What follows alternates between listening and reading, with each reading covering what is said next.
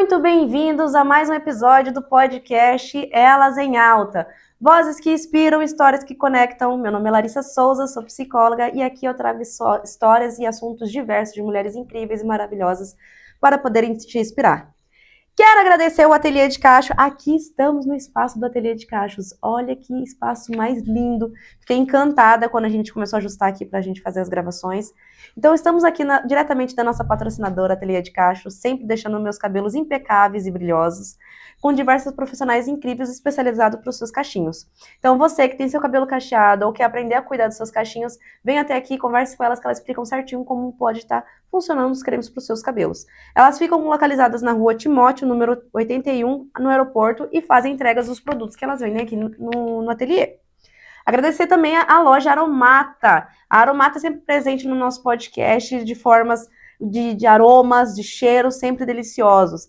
A loja Aromata é especializada em produtos não só para o seu ambiente de casa, como também do seu trabalho. Ela fica localizada na rua Goiás, número 490, fazem entrega, e se você utilizar o cupom Elas em Alta nas compras acima de R$100, seguindo o podcast aqui no canal e seguindo a loja Aromata no Instagram, você garante os seus 10% de desconto. Então deixa o seu like aqui, se inscreva no canal e compartilhe para aquela mulher que você vê que vai se esperar aqui no canal. Vamos lá! Hoje a gente vai falar sobre, novamente, esse livro que eu estou encantada. Eu acredito que a forma de se pronunciar é Ensemble. Eu vou falar certinho com a entrevistada de hoje, para ver se está certo.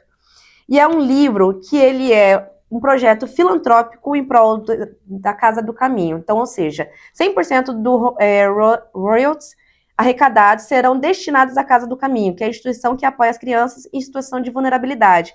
Esse livro, ele conta com mais de 139 histórias de mulheres ao redor do mundo inteiro, revelando de forma inspiradora inspiradora a essência feminina.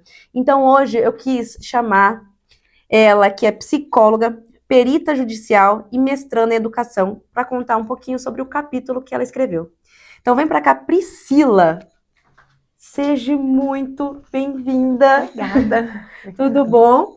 Tudo jóia. Fique à vontade. Quem é Priscila? Uma pergunta profunda que normalmente nós psicólogos fazemos.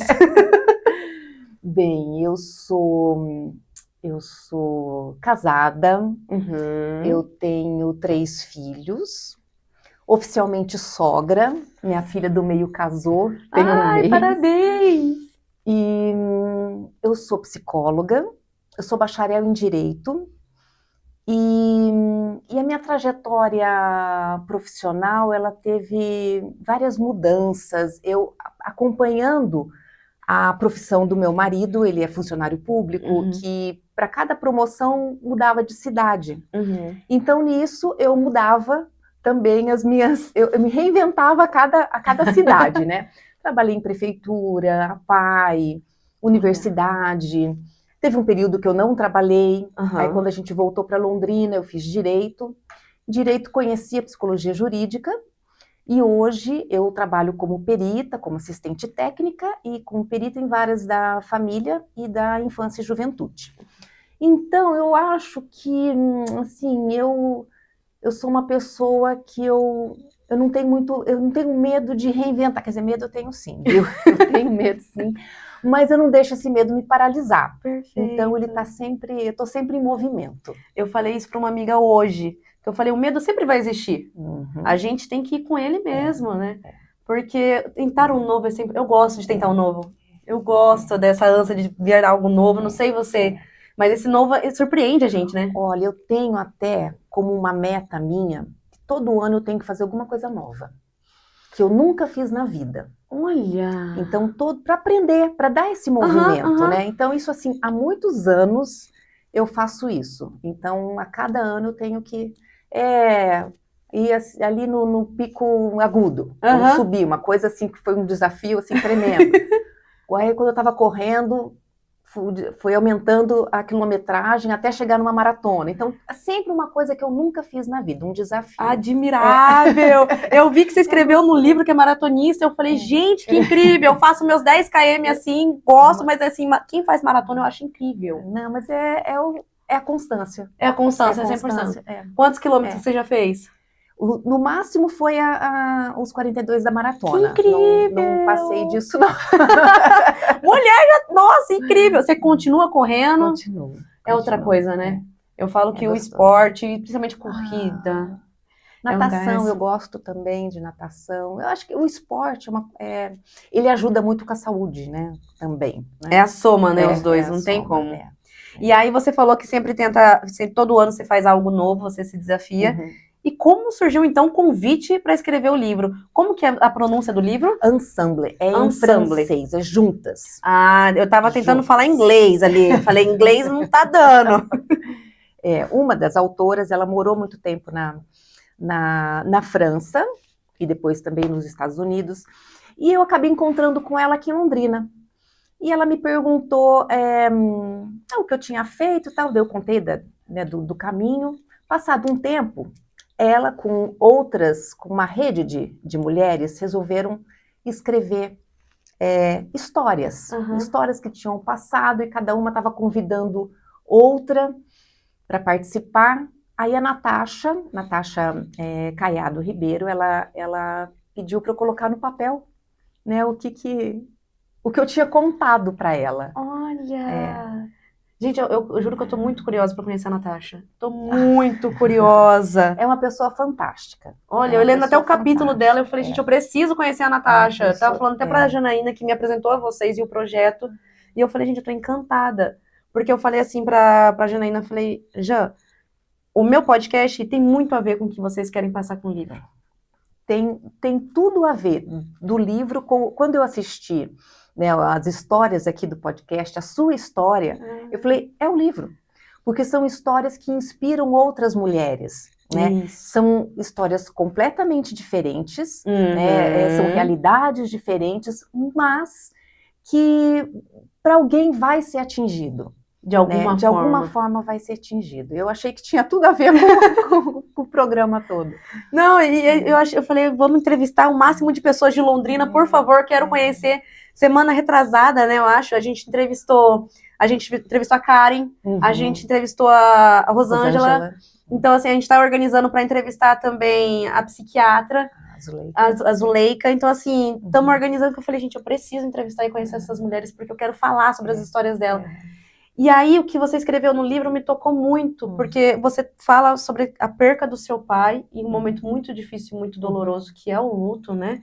E aí, nesse momento, você resolve se reconectar, se reconhecer, e resolve fazer o caminho, como que é? O caminho de Santiago de Compostela. Me fala como que foi tomada dessa decisão. Ela foi emocional mesmo, não foi nada racional. Realmente, o contato que eu tinha com meu pai, eu era muito próxima dele. E viver sem, eu precisava me organizar, me reorganizar. E aquilo ali foi um chamado, porque eu já tinha vontade de fazer o caminho.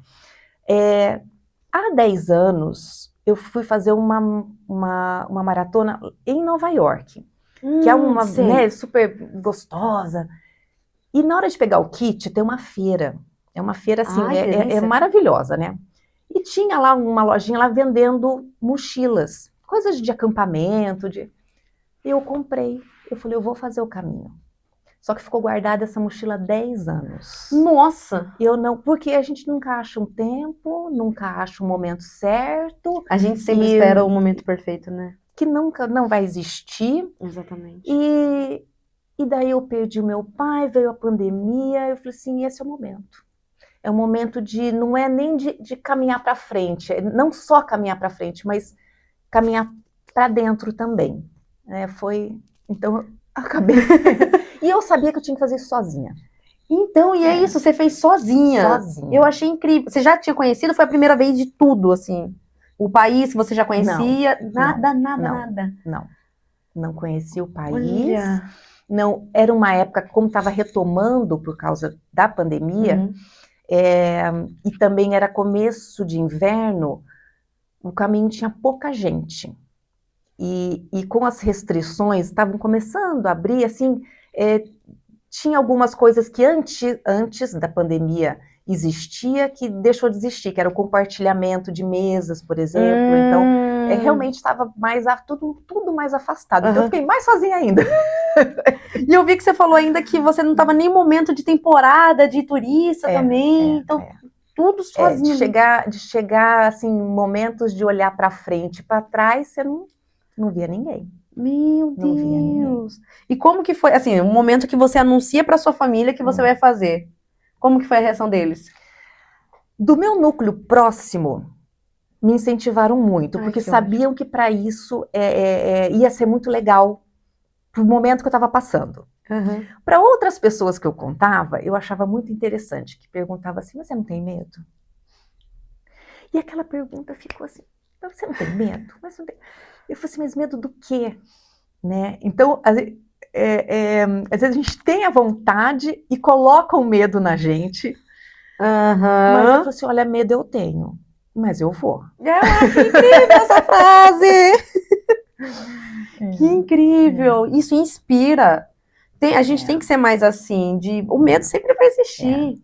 Né? Imagina se você tivesse paralisado por conta do medo que os outros colocaram para você.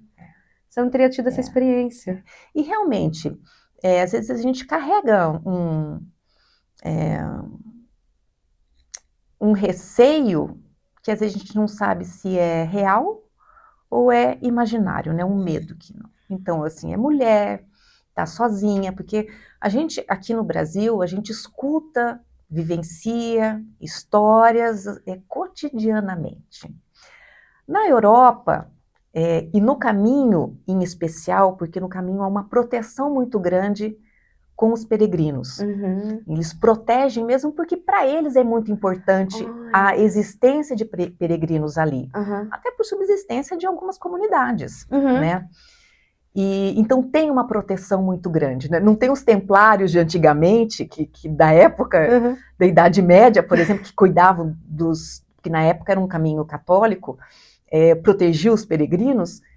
Hoje tem os moradores que protegem, né? Então tinha isso. E eu já passei aqui por assalto, então tinha momentos assim que estava escuro, como o momento que eu tinha sido assaltada, o coração disparou, mas assim, daí começa a respirar, falou, não, aquilo que eu vivi, já foi, não tem nada parecido, aí faz uma oração e continua. Segura ali na mão de Deus e vai seguindo o caminho. Exato. Explica pra gente como que seria o caminho de Santiago. O caminho, ele é um trajeto que data originalmente de 815. Nossa. Quando um rei, o rei das Astúrias, ele ficou sabendo que a ossada de um apóstolo, o apóstolo Tiago Maior, tinha sido encontrada e estava na cidade, num lugar. E ele fez esse trajeto. E hoje esse trajeto chama o caminho primitivo, foi o primeiro. Hoje tem vários caminhos sinalizados, inclusive, e todos chegam em Santiago de Compostela. Eu pesquisei na internet, tem vários ali. Vários. Tem saindo de Portugal. O trajeto que eu fiz, ele sai divisa com a França. Aí atravessa os Pirineus e depois entra na Espanha toda e atravessa até chegar no outro extremo, que é a cidade, o Santiago. Então, eles são vários trajetos. Antigamente era, né, uma peregrinação católica, hoje não. Hoje as pessoas, cada um faz com o seu motivo, com a sua motivação, né? Tem gente que vai para emagrecer, tem gente que vai para conhecer pessoas, sabe? Cada um faz o seu caminho. Mas, olha, eu não posso afirmar, mas a grande maioria volta diferente, volta transformado, porque são tantos quilômetros, né? Eu ia te perguntar quantos quilômetros são? Então, cada caminho cada trajeto ali tem uma distância, né? O que eu fiz era de 780. Nossa! Mas para você receber um certificado, Você precisa comprovar, porque você vai com tipo um passaporte, né? Então você vai almoçar, eles dão um carimbinho e você vai provando que você passou em determinados locais, né? Olha! E os últimos 100, se você provar os últimos 100, você recebe um certificado, que é uma compostela, né? Um certificado de que você caminhou, né? Aham. Ali Quantos dias você eu fiz fez? no mês. Em um mês. Eu fiz no mês. Conta pra Um gente mês. essa experiência, como que foi? Olha, Larissa, é algo transformador, porque como eu estava precisando, então era o momento de eu entrar em contato comigo para poder me reorganizar de todos aqueles sentimentos que eu estava tendo após a perda, né, do meu pai. E o interessante é que a gente vai entrando em contato também com outras caixinhas, né? Que às vezes a gente não abre o nosso cotidiano porque a gente não quer ver, né? Concordo. Então a nossa rotina às vezes esconde algumas lembranças, alguns traumas, né? Alguns sentimentos ruins. E ali a gente começa a se questionar, né? Porque daí você, né? Aquela questão ali do silêncio, né? E o silêncio, ele pode até incomodar no começo, muito, mas depois ele pode ser até um aliado, né? Se você encarar isso, vai ser um aliado, porque você começa a se questionar e relembrar coisas de tudo que eu fiz, né? Eu fui relembrando assim, tudo que eu já conquistei, coisas que eu já me arrependi, e eu vi que eu tinha uma força tremenda, e que você não precisa fazer algo tão grandioso, de reconhecimento, de retorno financeiro, para se sentir bem, para se sentir importante. Se a gente consegue enxergar aquilo que a gente já fez, isso dá uma força tremenda. Você vê toda essa trajetória, né? E esse momento foi importante para eu entrar em contato com todas essas trajetórias, né? Eu já estava com 50, eu fui com 52 anos. Então, eu já passei meio século de vida, né? Sabe quando você quer fazer um balanço, né? De tudo que você já tudo fez? Que aconteceu na vida. Foi isso. Nossa, e qual foi um dos momentos assim que mais tocou durante a sua caminhada? Teve vários, né? Encontros inusitados, assim. Teve um senhor italiano, e era senhor, assim, ele tinha mais de 70, era certo, né? E eu encontrei com ele várias vezes, vários dias, assim, não seguidos, né?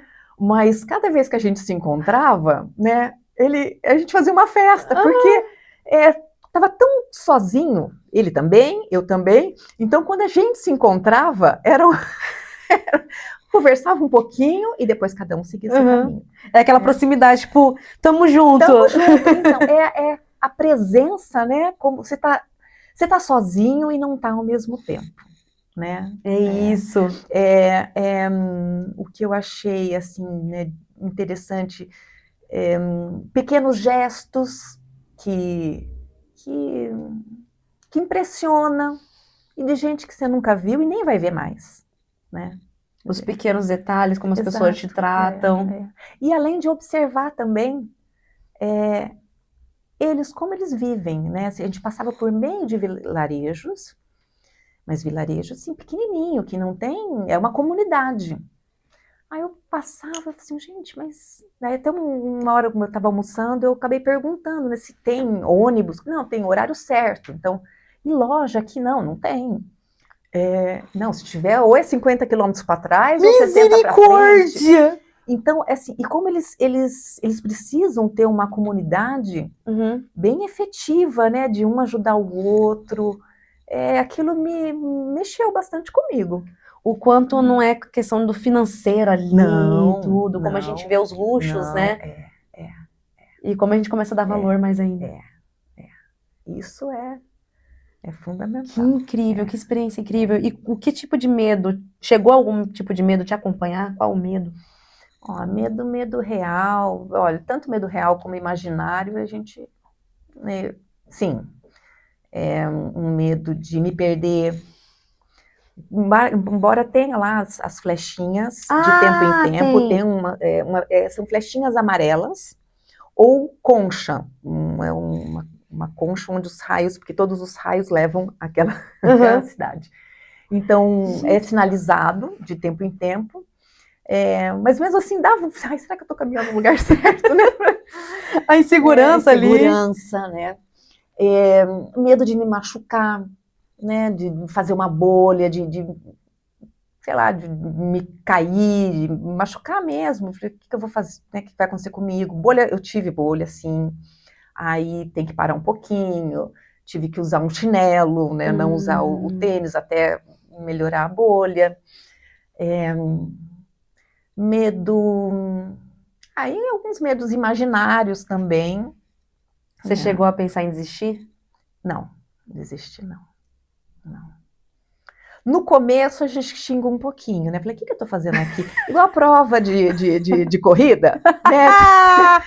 Na hora que você acorda. Você tá, o que eu tô fazendo aqui? Depois que você chega, fala, ai, quando que vai ser a próxima? É mais ou menos isso. Nossa, você conseguiu definir certinho, agora eu entendi. Porque depois, tá, no começo, é o medo. Depois você vê que não é tão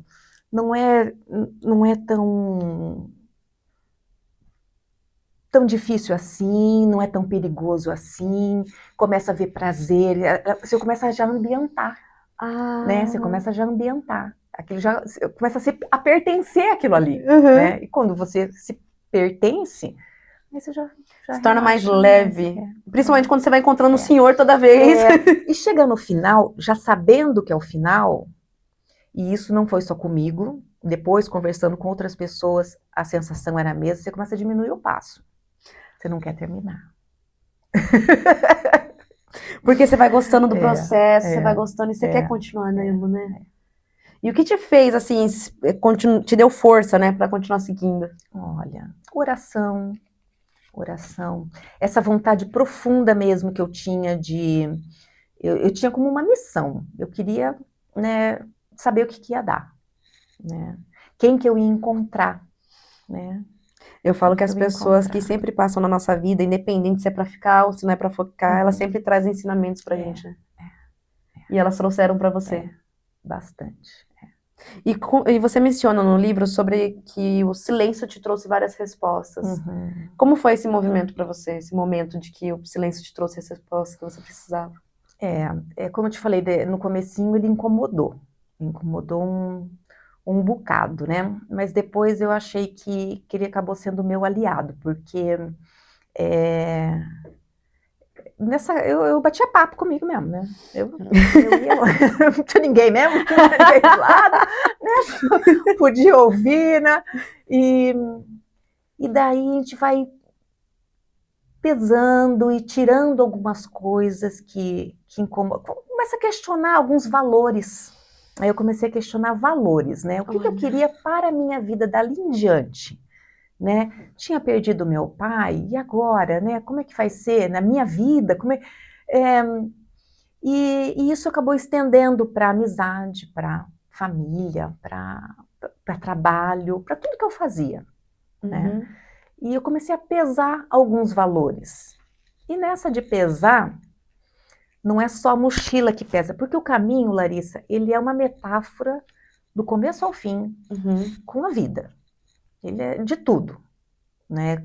Quando a gente tropeça, os tombos que a gente leva, né? Como que a gente se ergue, as pessoas que a gente encontra, o que está pesando na mochila. Então, se tem alguma função aquilo que você está carregando. E se isso carrega, está te incomodando, por que você continua carregando? Né? Então, essas comparações com a vida é o tempo todo. Gente, que incrível. É o tempo todo. Eu tô morrendo de vontade de fazer esse caminho. Faz que você vai gostar. Gente, que experiência única. Que você vai gostar. E você traz também que pro livro, né, como para as mulheres fazerem também, né? o quanto essa questão da solitude é importante e necessária, né? Isso é a questão do silêncio, uma coisa que, né, você tinha perguntado também, é algo que me surpreendeu, que eu gostei da minha companhia. Foi legal ficar comigo, né? Que não é ruim, é gostoso. Assim, eu sou uma pessoa legal, eu gostei de ficar comigo. Ai, Isso é muito importante, né? De você se valorizar, né? Com certeza. E que você sozinho, assim, você tem força para ficar sozinha. Não é que não precisa de outras pessoas, a gente precisa sim, né? Nós somos seres sociais, a gente precisa sim. Mas para fazer, a gente pode fazer sozinha também. É saber valorizar sua própria companhia e não depender somente das relações.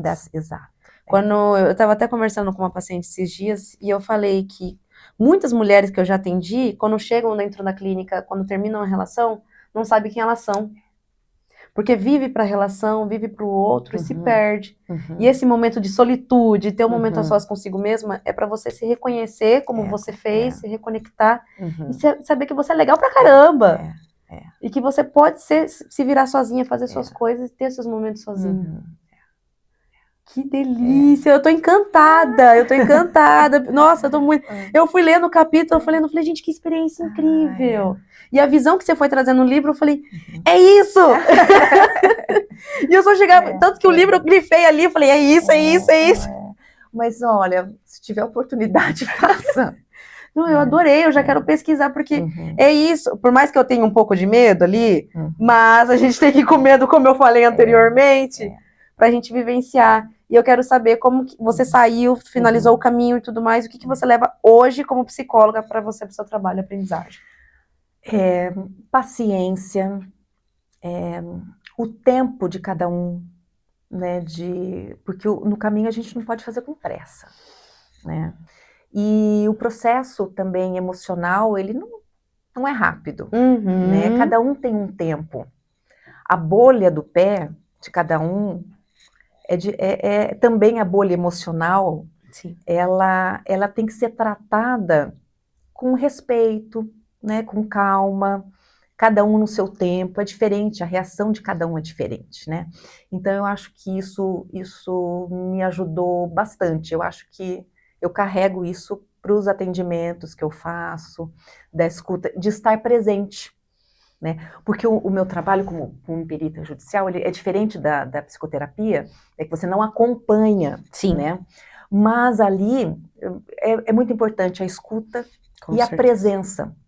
Não necessariamente vai ter um concerto, entre aspas, né? Mas ali as famílias ali elas estão precisando, né? Precisam de uma palavra, né? De uma orientação, porque estão assim desorientadas. Sim, desestabilizadas, né? Então eu acho que do caminho eu levo isso para o trabalho. E para você enquanto mulher, mãe, esposa? Bastante. Eu acho que eu voltei mais confiante, eu achei mais forte, com os filhos, de reconhecer suas diferenças e o seu tempo, o tempo de cada um, né? Que às vezes como mãe a gente tende a cobrar ou exigir algo que eu fiz, né? Que a gente fez. E projeta no filho, e cada um tem seu tempo, são seres diferentes, né? Então eu acho que isso ajudou um pouco a diferenciar. Com o marido, a reafirmar uma vontade de dividir a vida juntos, sem tirar a individualidade. Eu tenho a sorte de ter uma pessoa assim, que é bem companheira, sabe? Que coloca para cima. Né? Isso é ótimo. E valorizar, porque às vezes no cotidiano a gente esquece, né, de valorizar isso. E a gente sempre tem que estar reforçando ali, alimentando a relação. E eu falei, não pode, né? Tem que... Porque a gente vai vivendo tanto automático, né? Eu acho que isso para a família, assim, foi legal. E eles perceberam a mudança? Bastante, bastante. O meu filho até, ele comenta, assim, mãe, depois do caminho, parece que é outra mãe. E é legal porque acaba sendo um modelo porque eles estão na fase de iniciar a profissão, né? Então acaba sendo um modelo assim de coragem, de enfrentamento. Olha, não tem importância se não der certo, mas tem outro caminho para fazer, né? Uhum. Então não. Você é inspiração para os seus filhos. Olha, eles falam que sim, e é uma realização, né? Com certeza. Não só para os seus filhos, como para muitas pessoas, e está sendo para mim. Porque que legal, obrigada. Porque a ideia até do livro era justamente essa, né? De transmitir uma experiência, mas que abraçasse também outras mulheres que passaram por perdas, com recomeços, né? Mas uma vivência diferente, né? Uma vivência diferente. Eu tô até com vontade de chorar, porque tive uma perca recente, muito grande, de uma amiga minha, e foi uma das dores muito difíceis para mim, porque era minha amiga de infância. Então, eu fui uma das primeiras pessoas a saberem o que aconteceu antes dos pais dela. Então, eu me perdi muito. Me perdi muito. Minha amiga, até conversando com uma outra amiga minha, ela falou, Lari, você tava muito mal. Eu fiquei quase um ano muito para baixo, num lugar assim que foi muito difícil de eu sair. E depois de um ano eu me encontrei no esporte, na musculação, na corrida, que foi onde eu consegui me reerguer e falar, não, pera, eu preciso seguir minha vida. Eu sei que ela gostaria de fazer, que eu fizesse isso por mim. Então, assim, nunca tinha passado por um luto. E quando a gente passa por um luto é uma coisa surreal. E é um dos momentos, e aí eu tive que passar pelo luto para entender mais ainda que cada um tem o seu tempo, que nem você falou. Porque, você demorou um ano para se recuperar, mas tem gente que cada um tem o seu tempo. Cada um tem o seu tempo. Cada um tem o seu tempo. E como a gente se perde, né? Por isso que eu falei, você se reconectando nesse momento tá me inspirando muito, porque eu fico, meu Deus, isso é incrível, e eu sou apaixonada por momentos de solitude. Ultimamente, infelizmente, eu não tô conseguindo por conta da minha rotina, mas antes eu adorava ficar em silêncio, só para reorganizar os pensamentos.